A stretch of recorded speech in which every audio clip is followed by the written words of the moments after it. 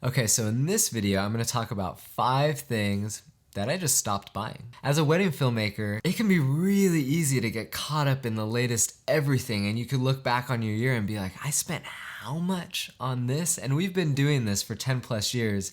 And when you've been doing it for that long, you kind of realize some things just aren't as necessary as you think. So one of the first things that we stopped buying was cameras. Now, we didn't completely stop buying cameras because we kind of need them for our job. But I remember when we first started out, we would buy cameras frequently, almost every year. As soon as the new camera would come out, we'd be like, oh man, that's slightly higher resolution or more dynamic range or does slightly better in low light, we're gonna get it. But what we realized was, man, we're spending a lot of money that we don't need. The changes were so incremental that it didn't really make a difference in the final video to the client. So what we've kind of adopted personally is only to refresh our whole camera system every 2 to 3 years.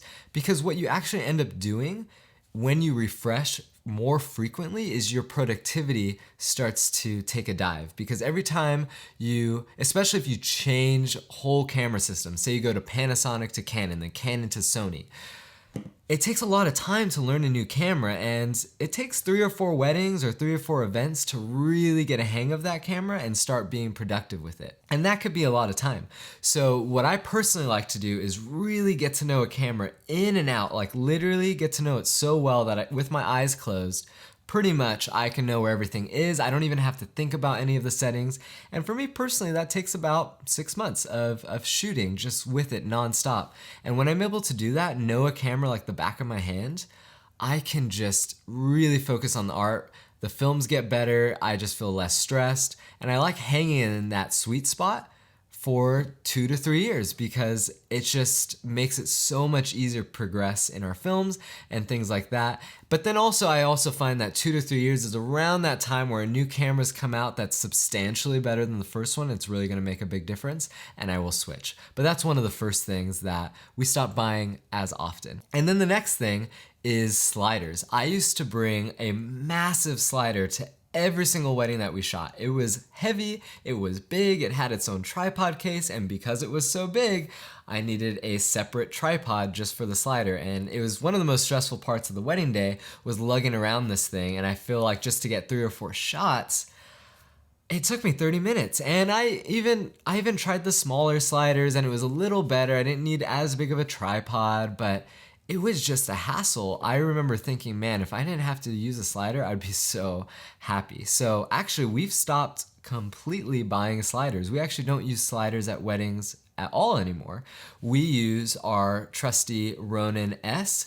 It's amazing. I throw our Panasonic GH5 on that thing and it's so stable, and I usually shoot in slow motion just to add that extra stability for, say, if I'm getting decor shots, because usually I would only use our slider for weddings for decor. And decor is really not moving, so you could shoot it in slow motion and no one would know it's in slow motion. It just makes it smoother.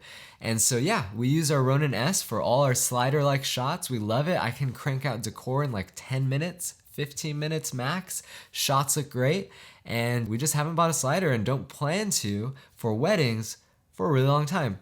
That being said, we do corporate stuff, and sliders are great for that because there's some times where you need, say, a product shot, and a slide, it just needs to be precise. So you have a slider with a motor and it's this whole thing, then yeah, a slider makes sense. But for us, for weddings, we just don't need it. So the next thing that brings me to is lenses. So when I first started out, I remember shooting a wedding with like 4 lenses, and I would constantly be swapping between lens 1, lens 2, lens 3, lens 4, and just it was very stressful. And I remember just having to need a big bag and this whole thing. I was like, wow, that's a lot of lenses. And I would constantly buy new ones, kind of trying to stay up to date on that front. But lately, I've been like for like 90% of the day using one lens. And on the Panasonic GH5, that's the 17.5, which is kind of like a 35 millimeter equivalent. And I'm really happy with that lens for most of the day. Of course, we have some other lenses for the ceremony and speeches to kind of get a little closer. But because I rely mainly on that lens, I don't feel the need to get all these different focal lengths and all these different lenses like I did at the start. So one thing I would recommend to you guys is find one lens that you can use 90% of the day and really stick to that one. And really, your films aren't going to be substantially better the more glass and the more lenses you buy. You should really be working at and thinking of how can I really minimize the setting to maybe only use 1 or 2, maybe 3 lenses, maybe. But yeah, stop buying so many lenses. You really only need one for most of the day for weddings. So this is specifically for weddings. I know for short films or corporate stuff, more lenses do help, but for weddings, when it's so run and gun and you just need to move to one thing to the next very quickly, 1 lens, 1 to 2 lenses really help slim things down, make it more effective. Okay, so the next thing is wireless mics. So when I got started out, I used to use wireless mics a lot because I thought that's the only way to capture audio. And what I mean by wireless mics is you'd have a lav mic, say on the groom, so a tiny little mic that clips to his vest or jacket or whatever, and that would be plugged into a receiver. So that box would go in his pocket, and that wouldn't actually record the audio. It would actually send the signal wirelessly to another receiver that would then record the audio. And what was nice about this is, say the groom's talking, you could kind of monitor the audio levels as the ceremony's going on. But the bummer is the whole wireless system, sometimes you get interference because it's wireless. And I also found myself not really needing to monitor the audio all that much, so it was just another layer of stress. So we actually stopped investing in wireless systems for weddings, and now we exclusively use wired audio. And what that means is we have a lav mic on the groom or the officiant for the ceremony, and that's plugged directly into a recorder. And that recorder has an SD card slot in it. And all the audio is there, and we just pop that SD card into the computer after, all our audio is there. So much easier, less of a hassle, less gear that we need to bring to a wedding, and never ever have we had a interference because it's wired, it's not wireless at all. And the recorder that we personally use and love is the Tascam DR10L. I'll put the link in the description below. There's no competition for this guy. It is amazing. It's incredible. If you are doing weddings in any capacity, grab this. You will not be sorry. It's what we use for all our audio recording for lav mics. It's insane.